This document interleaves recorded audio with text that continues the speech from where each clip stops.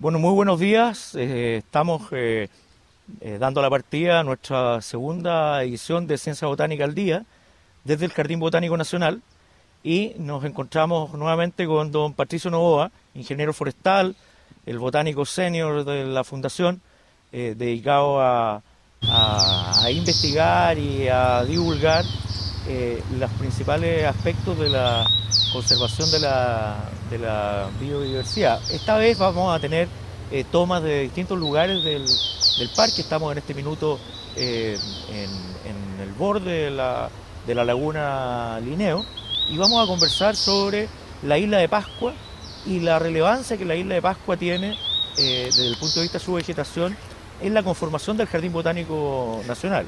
La primera pregunta que queremos formularle a Patricio es respecto del mítico y famoso Toromiro, que se dice que, la leyenda dice que llegó al Jardín Botánico Nacional justamente cuando el proceso de extinción estaba en una etapa altamente acelerada en la isla de Pascua. Buenos días, Patricio, y cuéntanos esta historia tan entretenida y que ha llamado la atención de tantas personas.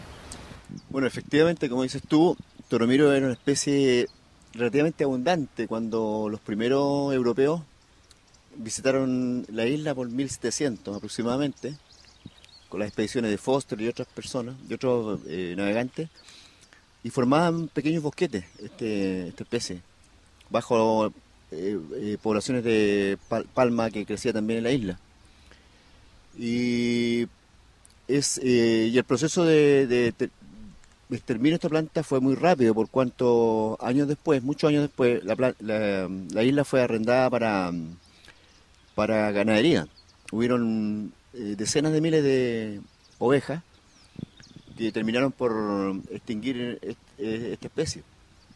Y así como el último individuo documentado de la isla creció en el interior del volcán Ranocao, en una ladera del cráter, hasta el año 1962, cuando se extinguió definitivamente. Esa es la fecha de extinción definitiva. Sí, el 62. ¿Y cuándo llega la semilla al Jardín Botánico Nacional? ¿Cómo es que el Jardín Botánico se conecta con el Toromiro y se empieza a construir esta historia? Bueno, antes de que el árbol se extinguiera, la especie se extinguiera en su hábitat natural, algunos botánicos extrajeron semillas de este último árbol que habitaba la ladera del volcán, del cráter. Hubieron a lo menos 3 extracciones de semilla de este árbol. Una hecha por el botánico Carl Scottberg, que fue quien describió la especie. Bueno, en realidad la especie la describió Filippi, pero como lo que en botánica llamamos nomen nudum, o sea, le puso nombre solamente. Y Scottberg la describió. Él cosechó semilla. También lo hizo el doctor Efraín Bolowski, que fue quien trajo la semilla hasta el Jardín Botánico, y por último lo habría hecho también el expedicionario Thor Heyerdahl, que atravesó el Océano Pacífico desde Perú sobre unas balsas de Totora, para demostrar de que había habido una colonización también desde el continente hacia la isla, lo cual habría quedado demostrado en cierto sentido por cuanto el viaje efectivamente se hizo y logró llegar a la isla. Bueno, él también cosechó semillas y tanto la colecta de Scottberg como la de Thor Heyerdahl fueron a Europa, fundamentalmente al Jardín Botánico de Göteborg y el de Bonn. Y las semillas de Bolowski fueron entregadas al Jardín Botánico Nacional el año 56 aproximadamente. Fueron entregadas al administrador de esa época, un señor de apellido Montaldo, por el doctor Bolowski. Y desde ahí... ¿Él la entregó personalmente? Sí, digamos. personalmente al administrador, y el administrador con su gente comenzó a cultivar con esa semilla árboles.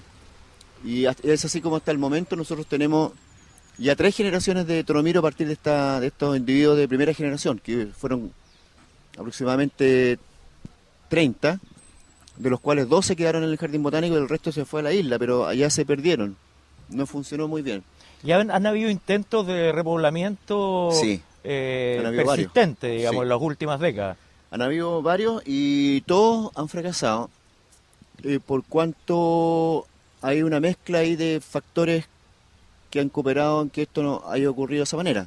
Por un lado, la pérdida de la especie en cuanto a su capacidad de resistir condiciones adversas, por cuanto pasaron, todas las plantas existentes pasaron por un cuello de botella genético, por cuanto son todos hijos de un solo árbol y de autofecundación.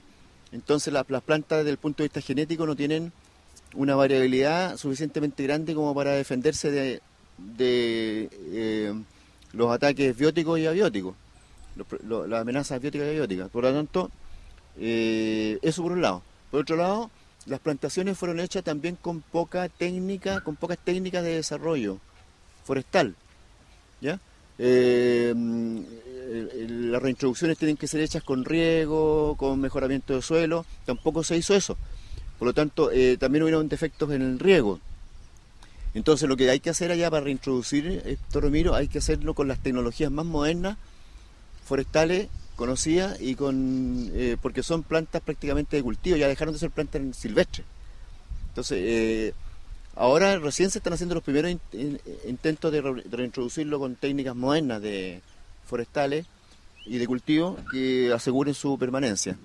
Por lo tanto, todo el toromiro que hay en el mundo es un toromiro en cultivo, en condiciones de cultivo ex situ, de conservación ex situ, como ocurre acá en este jardín botánico y en el jardín botánico de Göteborg, en Austria. En muchos lugares del mundo está Göteborg, está acá, está Viña del Mar. Sí, los Göteborg son auténticos, y los de Bonn son plantas que Göteborg le donó a Bonn, ya sea a través de semilla o estaca, y también hay toromiros documentados en Hawái y en Nueva Zelanda, y los nuestros. Hay sospechas respecto de otros toromiros, sospechas de otros toromiros auténticos, como los que crecen en el Jardín Botánico de las Brujas, los llamados toromiros de Titze, pero hoy día está claro que eso no es así. Se han hecho estudios de ADN con técnicas modernas. Los primeros estudios de ADN no arrojaban diferencias, pero los actuales, hechos con nuevos marcadores moleculares, han detectado claramente, de que los toromiros Titze no son buenos toromiros, o sea, son probablemente hibridaciones con toromiros del continente y de otras especies. Hay un tema con la acidez de la tierra en la isla, ¿no? Sí, bueno, debería ser una acidez alta, por cuanto son suelos volcánicos, muy nuevos, pero la acidez también hoy día es posible manejarla. Eso tampoco se hizo en las plantaciones, en las introducciones que se hicieron durante los años 80, parte de los años 90 también. ¿Y el interés científico por el toromiro es un interés, desde el punto de vista de la ciencia botánica, naturalmente creciente? ¿Cuánto de ese interés se despierta aquí en el Jardín Botánico Nacional, tanto en el intercambio de información con los distintos jardines botánicos del mundo que posee la Fundación Jardín Botánico a la fecha, como con la visita de especialistas o estudiantes para conocer su historia, su conformación vegetal y el impacto que tiene? Bueno, el toromiro genera un interés notable, a pesar de que la planta en sí, como planta, es una zooфора que es igual que otras zooforas del mundo, ¿ya? Tiene diferencias que nosotros las notamos, los expertos, con las demás, pero tiene más o menos la misma forma.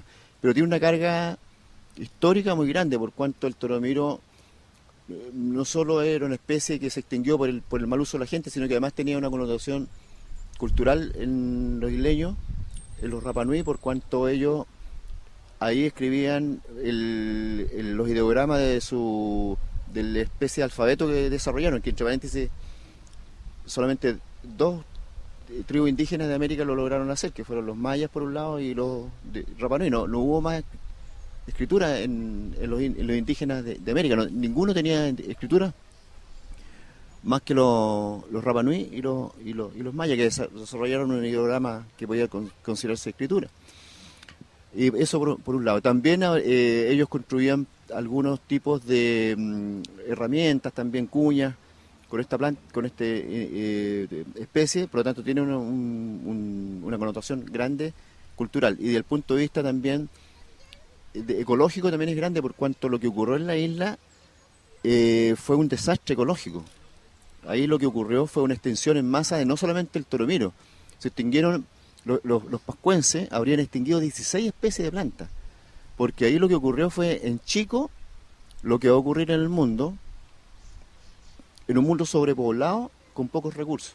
Porque ahí llegaron a haber 20.000 personas viviendo en una isla muy pequeña, con pocos recursos y con problemas sociales muy, muy profundos. Porque la isla estaba dividida en dos grupos antagónicos que desarrollaron una guerra fratricida, una suerte de guerra civil fratricida que casi exterminó la población y los recursos naturales. O sea, en esta pelea por sus creencias, los Moai fueron creciendo cada vez más y más recursos solicitaban de las plantas y de la gente, hasta que llegó un momento en que el sistema colapsó, se creó una guerra feroz que terminó incluso en hambrunas, en canibalismo y a la extinción de 16 especies. En la isla había una palmera, una palma muy parecida a la palma chilena, a la Jovea chilense. De hecho, se pensaba originalmente que era Jovea chilense, pero hoy día es claro que no es una palma más grande incluso que la Jovea chilense, la Pachalococos disperta, y solamente se descubrió por la impronta que dejaban sus troncos en la lava y algunos cocos que se han encontrado al hacer algunas excavaciones. Y esta palma la usaron muy, muy fuertemente para el tema de los Moai, no se sabe bien la razón. Entonces, oye, y Patricio, y en el Jardín Botánico Nacional tiene esta colección de toromiros, pero también tiene ambientada una colección de la isla de Pascua que tiene otra vegetación. ¿Cómo se adecua esa vegetación con la realidad climática y la biodiversidad propia de este microclima, digamos, donde está el Jardín Botánico Nacional? Sí. Bueno, los problemas de mantener plantas de Pascua, nosotros tenemos en este momento aproximadamente 5 especies, pero tenemos otras 5 en vivero en condiciones de invernadero, porque ocurre una situación similar a la de Juan Fernández, pero similar pero más compleja. Por cuanto Isla de Pascua tiene un clima aún más tropical que Juan Fernández, y por lo tanto sus plantas tienen menos resistencia aún a las heladas. Entonces las plantas de Pascua mueren incluso con mayor facilidad. O sea, se requieren menos grados bajo cero, por decirlo de alguna manera. Incluso en algunas plantas ya con 3 grados sobre cero, 4 grados sobre cero, ya comienzan a tener problemas.